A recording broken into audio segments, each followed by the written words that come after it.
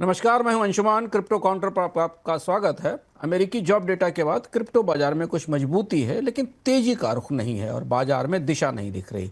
Bitcoin कल की गिरावट के बाद सुबह 5.2% बढ़कर 112 के पास पहुंचा था, लेकिन अब फिर 111 के सपोर्ट से नीचे आ गया है। 108.9 का शॉर्ट टर्म ट्रेंड में अहम स्तर है। इसके नीचे जाने पर बड़ी गिरावट आ सकती है। इथेरियम भी सुबह करीब 3-3.5% बढ़ा था, 4460 पर ट्रेड हो रहा था। दोपहर 2 बजे के बाद इसमें 4400 से नीचे की वापसी हो पर आ गया है और दोपहर 2 बजे 4370 के आसपास ट्रेंड कर रहा था। रेजिस्टेंस अब इसका $4650 पर है। बड़े निवेशकों की खरीद जारी है। सेंटीमेंट मजबूत दिख रहा है। बिटकॉइन की तुलना में इथेरियम का सेंटीमेंट मजबूत दिख रहा है, लेकिन तेजी नहीं है। सोलाना में $260 का रेट इस समय दिख रहा है। रेजिस्टेंस 215 पर है। वॉल्यूम कम होने के कारण सतर्कता का माहौल है।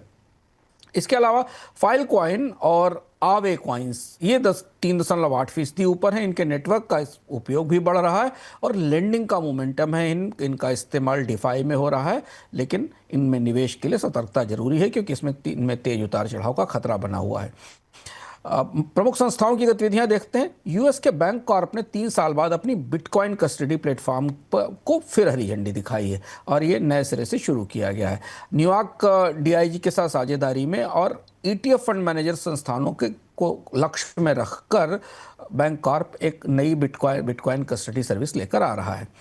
रिटेल बाजार में सेंटीमेंट मिला जुला था। फाइल कॉइन आज सबसे ज़्यादा चर्चा में था, जैसे हमने आपको शुरुआत में बताया। इसके सर्च बढ़े। इसके अलावा आवेट स्टेकिंग अवार्ड पर भी सोशल नेटवर्क्स पर करीब 40% से ज़्यादा सर्च बढ़े हैं।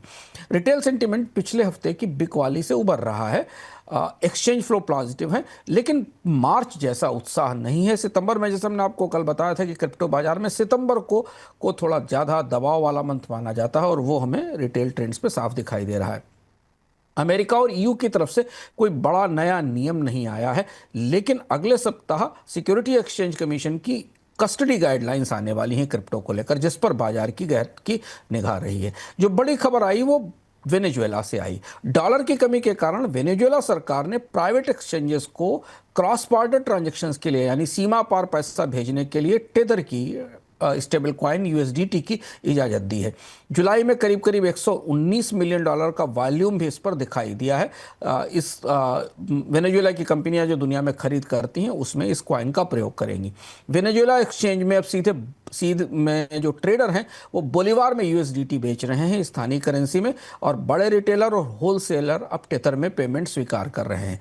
वेनेजुएला में यूएसडीटी का उपयोग बढ़ने के बाद डिफाई सेवाओं में, रेमिटेंस में और पेरोल के ट्रांजैक्शंस में तेजी आ रही है। हालांकि छोटे यूजर्स के लिए फीस अभी ऊंची है। तो वेनेजुएला में डॉलर की कमी ने कारोबारियों को यूएसडीटी की तरफ, स्टेबल कॉइन की तरफ प्रेरित किया है।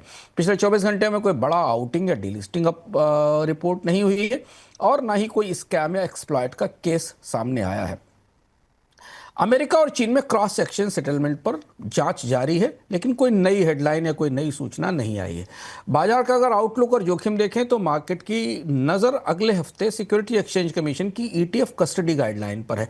ये गाइडलाइन पूरे के पूरे क्रिप्टो बाजार को प्रभावित करेंगी, क्योंकि इसके आधार पर बाजार में बिटकॉइन और इथेरियम की मांग निर्धारित होगी।